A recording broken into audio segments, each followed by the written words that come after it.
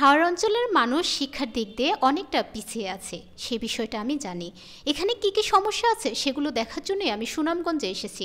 এই অঞ্চলে শিক্ষার ব্যবস্থার মান উন্নয়নে, শিক্ষক সংকট, কর্মকর্তা সংকট সহ আবাসন সংকট নিরসনে কাজ করার চেষ্টা করব আমরা।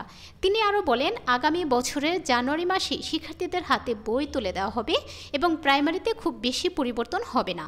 আজ সোমবার দুপুরে সুনামগঞ্জের দিরাই উপজেলার প্রাথমিক বিদ্যালয়গুলো পরিদর্শন শেষে সাংবাদিকদের প্রশ্নের জবাবে এসব কথা বলেন প্রাথমিক ও গণশিক্ষা উপদেষ্টা অধ্যাপক ডক্টর বিধান রঞ্জন রায় পোদ্দার।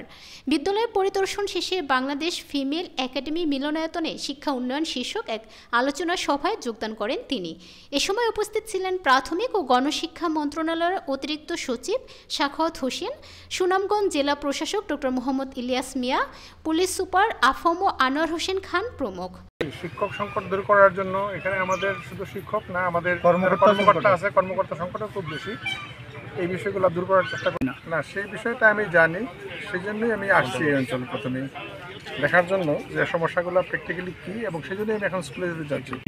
খাওয়ার ভাতার ক্ষেত্রে কিছু নিয়ম আছে, নিয়মের মধ্যে থেকেও যারা পাচ্ছে না আমরা এই বিষয়টা দেখব, ইন্ডিভিজুয়াল কেস দেখব, কেউ কেউ পায় কেউ কেউ পায় না, কী কারণে এগুলো হচ্ছে সেগুলো দেখবো আমরা। নতুন বই সংস্কারের বিষয়ে তো বলেছেন, এনসিটিভি তৈরি করে তারা বলেছেন আমরা জানুয়ারিতেই বই দেবো, এটা আমরা বলতে পারি। আর প্রাইমারিতে খুব বেশি পরিবর্তন হবে না।